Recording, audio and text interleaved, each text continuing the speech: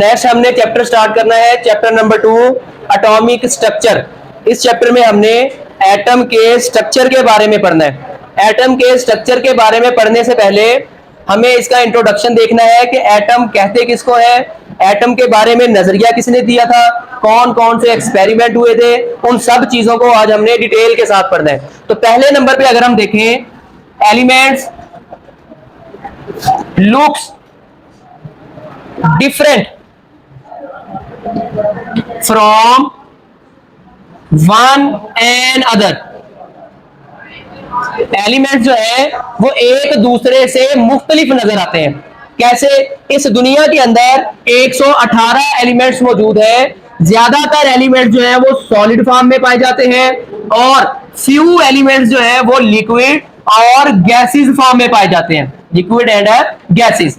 या फिर अगर हम देखें, for example sulphur look different from gold.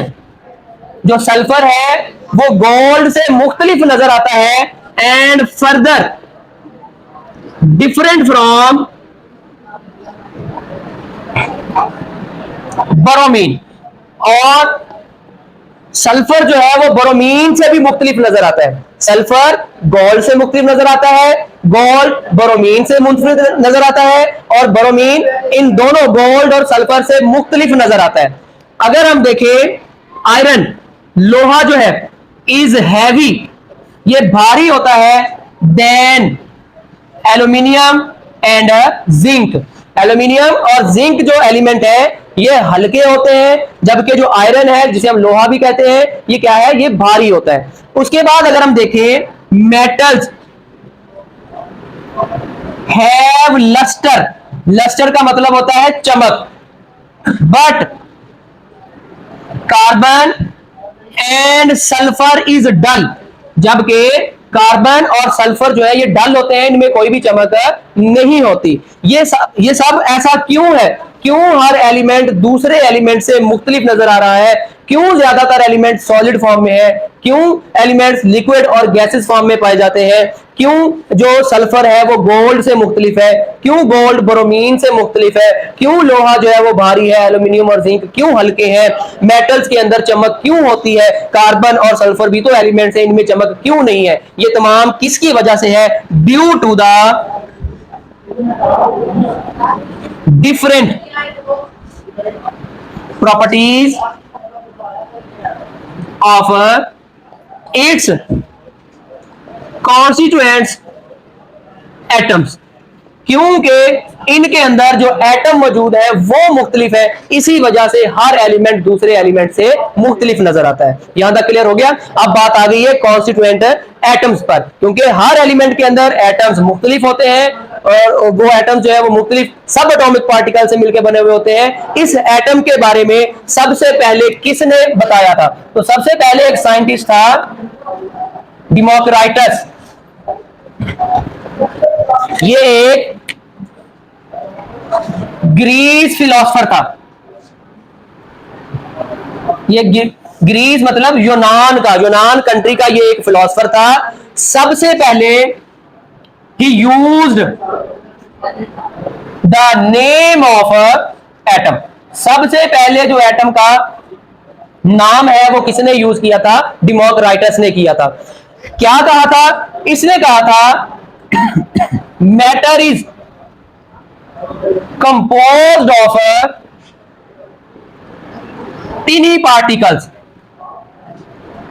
Which can not सब डिवाइडेड। डेमोक्राइटस ने कहा था कि मैटर मतलब हर वो चीज जिसका वजन हो और वो जगह घेरे, वो किससे मिलकर बनी हुई होती है? छोटे छोटे पार्टिकल से मिलकर बनी हुई होती है, जिसको मजीद तकसीम नहीं किया जा सकता, मजीद तोड़ा नहीं जा सकता। क्या नाम दिया था उनको कि वो क्या है? एटम्स। मतलब मैटर छोटी छोटी जिनको मजीद तकसीम नहीं किया जा सकता चीजों से मिलकर बना हुआ होता है, जिन्हें हम एटम्स कहते हैं। सिर्फ कहा था, लेकिन उसके बाद वर्क आता है डाल्टन का, जॉन डाल्टन। जॉन डाल्टन जो है इसने क्या किया था, अराउंड 1800 1800 के करीब he did experiments and give evidence about the atoms। डिमोक्राइटस ने सिर्फ जुबानी कलामी कहा था, लेकिन उसका सबूत किसने दिया था, जॉन डाल्टन ने दिया था। कब दिया था, 1800 के करीब, कि मैटर जो है वो वाकई छोटे छोटे पार्टिकल से मिलकर बनता है, जिनको हम क्या कहते हैं, एटम्स कहते हैं। फिर उसके बाद कुछ साइंसदानों का ग्रुप था, ग्रुप ऑफ साइंटिस्ट, उन्होंने भी एक्सपेरिमेंट किए। उन्होंने कौन कौन से एक्सपेरिमेंट किए, एट द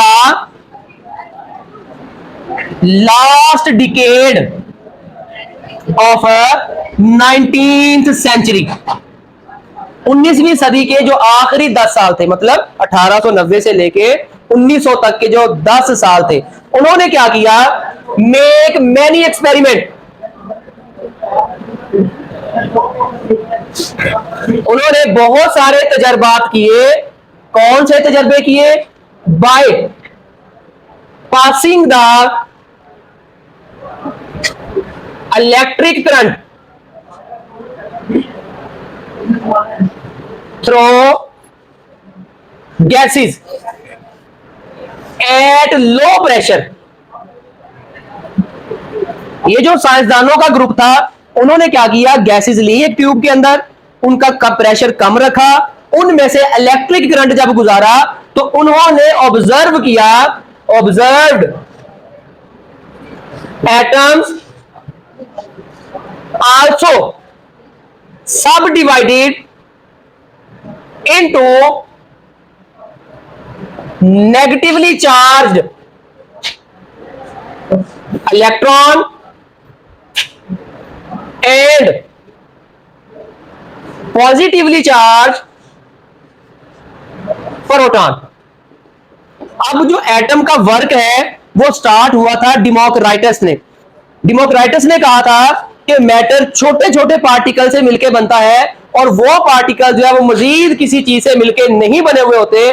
इस बात पे जो एक्सपेरिमेंट और एविडेंस दिए थे वो जॉन डाल्टन ने दिए थे कि वाकई ही मैटर एटम से मिलकर बना हुआ होता है, लेकिन एटम मजीद आगे किसी चीज से मिलकर नहीं बना हुआ होता। तो फिर जो 19th सेंचुरी के आखिरी 10 साल थे, वहां पे साइंसदानों का ग्रुप था। उन साइंसदानों ने बहुत सारे तजर्बात करना शुरू कर दिए कि क्या वाकई ही एटम को नहीं तोड़ा जा सकता, एटम मजीद किसी चीज से मिलकर नहीं बनता। उन्होंने जो एक्सपेरिमेंट किए उनमें से एक मशहूर एक्सपेरिमेंट था जिसमें गैस के लो प्रेशर में से इलेक्ट्रिक करंट गुजारा गया। इसी वजह से इन एक्सपेरिमेंट को डिस्चार्ज ट्यूब एक्सपेरिमेंट भी कहते हैं, डिस्चार्ज ट्यूब एक्सपेरिमेंट्स।